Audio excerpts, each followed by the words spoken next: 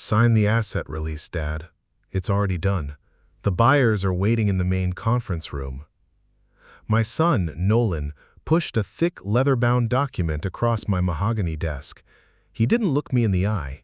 Instead, he stared at the gold watch I had given him for his graduation. Standing right behind him was my wife of 34 years, Eleanor, holding a designer pen. I was 60 years old. I looked out the glass wall of Vance Precision Manufacturing, the aerospace parts company I had built from a single lathe in a rented garage. The corporate sign outside was already gone. In its place was a temporary banner reading, "Acquisition Complete, Global Logistics Corp." "You sold my company," I whispered, my chest tightening so hard I could barely draw breath. "You sold my company? Behind my back? Eleanor, how could you allow this?" Eleanor didn't flinch. She set the pen down next to the document with a sharp click. "Arthur, you had a mild stroke 6 months ago. You've been distracted, paranoid, and making reckless decisions. Nolan found the discrepancies in the inventory logs. We had to act before you bankrupted the family legacy." Before I could even stand up, my phone vibrated violently against the desk. It was an automated notification from my private email account. "Security alert. Password changed for account Vance Hidden Vault at protonmail.com. IP address, corporate office, suite 400. My blood ran cold. I looked up at Nolan, whose fingers were suddenly twitching against his pockets. That private email didn't contain company inventories. It contained something far more dangerous. "What did you take out of that account, Nolan?" I asked, my voice dropping to a dangerous whisper. "Just the proprietary blueprints, Dad," Nolan said, stepping back towards the door. "Global Logistics paid $12 million for the company, but they only bought it because of your experimental turbine designs. We've already transferred the funds to a joint family trust. You're retired now." "You don't understand what you've done," I said, my hands trembling as I picked up the designer pen. "You think you found a gold mine. You just opened a tomb." Eleanor grabbed Nolan's arm, her face suddenly turning pale. "Arthur, stop terrifying the boy. The paperwork is legally binding. The board voted unanimously last night." I looked down at the asset release form. I picked up the pen, but I didn't sign my name. I drew a single, heavy black line right through the signature box, snapped the pen in half, and dropped the pieces onto the leather document.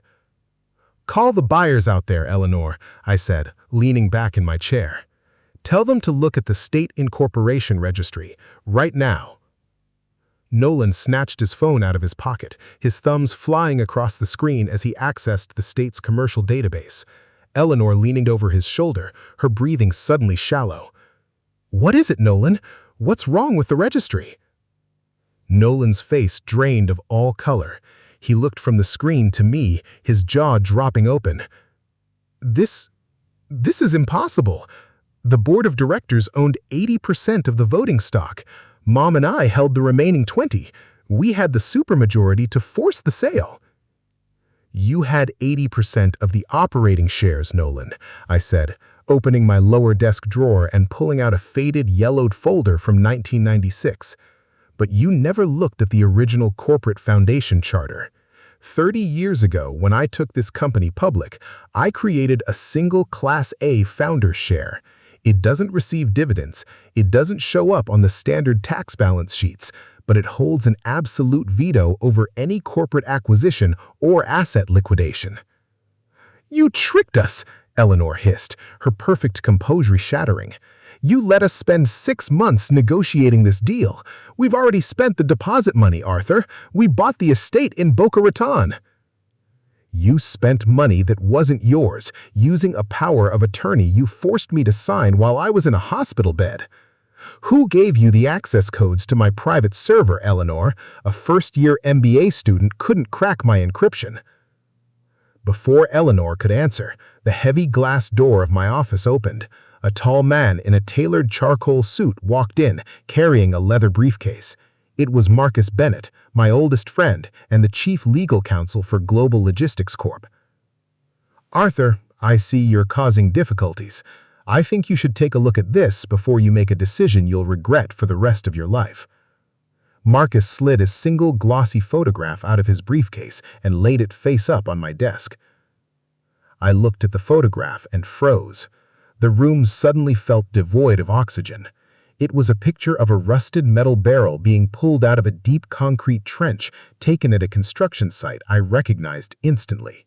The photograph showed the foundation work of our main factory expansion from 1996. Inside the cracked metal barrel, visible under the flash of a forensic camera, was the distinct shape of an old leather boot and a preserved piece of heavy canvas fabric. "We found it 3 days ago during the ground-penetrating radar survey for the new logistics terminal, Arthur," Marcus Bennett said, leaning over my desk. "Your son Nolan was the one who authorized the survey. He wanted to prove to us that the land was clear. Imagine his surprise when the engineers flagged an anomaly 12 feet beneath the foundation." I looked at Eleanor. Her eyes were fixed on the floor. She wasn't surprised. She didn't look shocked at all. "You knew," I whispered, the realization hitting me like a physical blow. "Eleanor, you knew they found it." "I did what I had to do to protect this family, Arthur," Eleanor said, her voice trembling but hard. "Marcus told me the state police would be notified by Friday morning if Global Logistics didn't buy the land and assume full corporate liability for whatever is under that concrete. The sale was the only way to bury it forever." "What is that barrel? Who is that?" "Keep your mouth shut, Nolan," Marcus snapped, turning to me. "Arthur, here is the deal. You sign the asset release, you surrender the Class A founder share, and Global Logistics will pour 6 inches of reinforced concrete over that entire sector tomorrow morning. The survey records will be permanently erased. You walk away a retired man. If you don't sign, I call the State Police Homicide Division right now." I stared at the photograph of the barrel. My mind raced back 30 years to a rainy night in November. I remembered the mud, the smell of diesel oil, and the crushing weight of a secret I had carried alone while building this empire. "I need 2 hours," I said, my voice barely audible. "Leave me alone in this office. 2 hours, and I'll give you my final answer." Marcus checked his watch. 2 hours, Arthur, not a minute more. We'll be waiting in the main lobby." They walked out, closing the heavy glass door behind them. The moment the latch clicked, I stood up, walked over to the large oil painting of our original workshop hanging behind my desk, and pulled it off the wall. Hidden behind the canvas was a small digital wall safe. The code was a date I had never forgotten: 112396. The safe door clicked open. Inside lay a small black cloth-bound diary and an old micro-cassette audio recorder. I took the items, sat back at my desk, and pressed play on the recorder. A voice filled the quiet office, rough, breathless, and choked with static.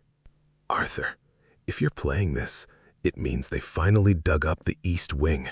It means Marcus Bennett finally figured out how to use my mistake against you. Don't trust him, Artie.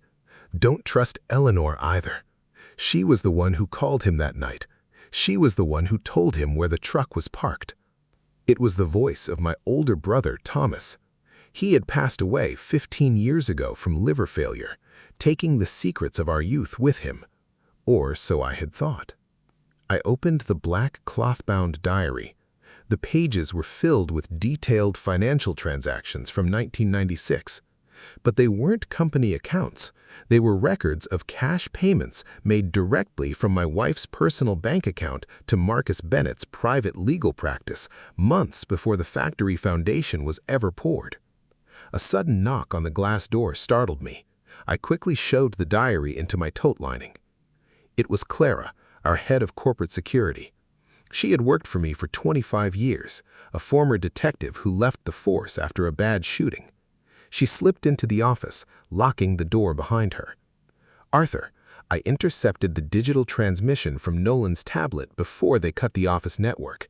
He didn't just download blueprints, he downloaded your personal medical files from the university hospital archive. Look at the date on the access log. I plugged the drive into my laptop. A single document popped up. It was a genetic screening report from my stroke evaluation 6 months ago. Patient, Arthur Vance. Genetic marker validation. 0 familial match identified with secondary sample provided. N-Vi, Nolan Vance. Statistical probability of paternity, 0.00%. My hands went completely numb. The room seemed to tilt. Nolan wasn't my son. And the secondary sample had been provided by Eleanor 6 months, right while I was lying unconscious in the intensive care unit. She knew, I whispered to the empty room. She knew before the stroke. She used the medical records to verify it. Arthur, Clara said gently, placing a hand on my shoulder. There's more. The police report about the factory foundation. Marcus Bennett didn't find that barrel 3 days ago during a survey. He filed a fraudulent survey report to create a leverage point. I checked the state environmental registry. No radar survey was ever registered for this property this month. Then where did that photograph come from, Clara?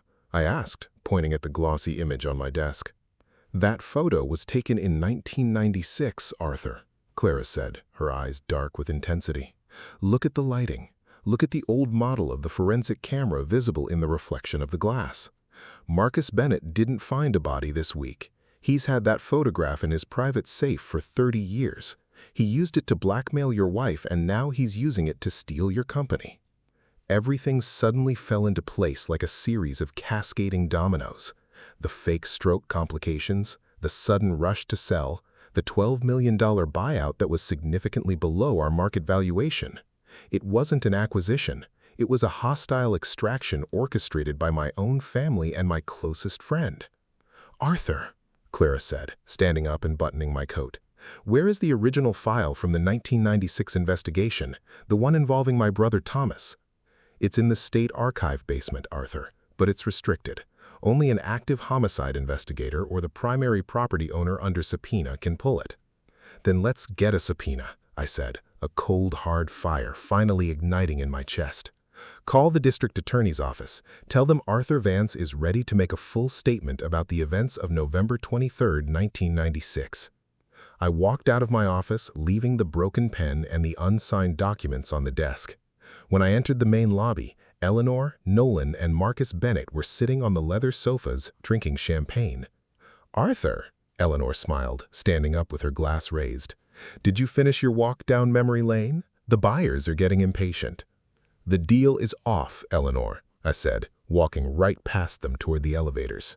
And you might want to call your real estate agent in Boca Raton. Tell them to cancel the contract. Are you out of your mind, Arthur? Marcus Bennett shouted, rushing after me into the elevator bay. I told you what happens if you don't sign. The state police. They are already on their way, Marcus, I interrupted, turning to face him as the elevator doors opened. But they aren't coming for me. They're coming for the man who hid a murder weapon in his private safe for 30 years to extort a manufacturing company. Marcus froze, his hand stopping midair as he reached for my arm. Eleanor ran up behind him, his face filled with confusion and anger. Dad, stop this. You're ruining everything. We need this money. I owe $300,000 to the city investors. They will destroy me if this acquisition falls through. I looked at Nolan, the boy I had loved, the boy I had stayed up with during his childhood fevers, the boy who shared absolutely none of my blood. The anger vanished, replaced by a profound, hollow sorrow. You chose the wrong mentor, Nolan. You should have asked your mother who your real father was before you helped Marcus steal my life's work. Nolan spun around to look at Eleanor, who had just walked out of the office doors. Her face was completely bloodless, her lips trembling. Mom, Nolan whispered. What is he talking about? Arthur, please, Eleanor gasped, reaching out her hands as the elevator bell chimed. There is no home left, Eleanor, I said, stepping into the elevator. Clara stepped in right beside me, her hand resting firmly on her utility belt. I'll see you all at the federal courthouse tomorrow morning. The silver doors slid shut. cutting off Nolan's screams and the sound of Eleanor dropping her champagne glass onto the marble floor. The next morning, the glass conference room at the Federal Building was packed. Sitting across from me were two special agents from the FBI's Financial Crimes Division and the Deputy District Attorney. Next to me sat Clara and my legal counsel. On the table lay the black cloth-bound diary, the microcassette recorder, and the true state corporate registry files. "Mr. Vance," the Deputy DA said, reviewing the handwriting analysis report, "these bank records from 1996 clearly show a pattern of structured payments from Eleanor Vance to Marcus Bennett's Shell Corporation.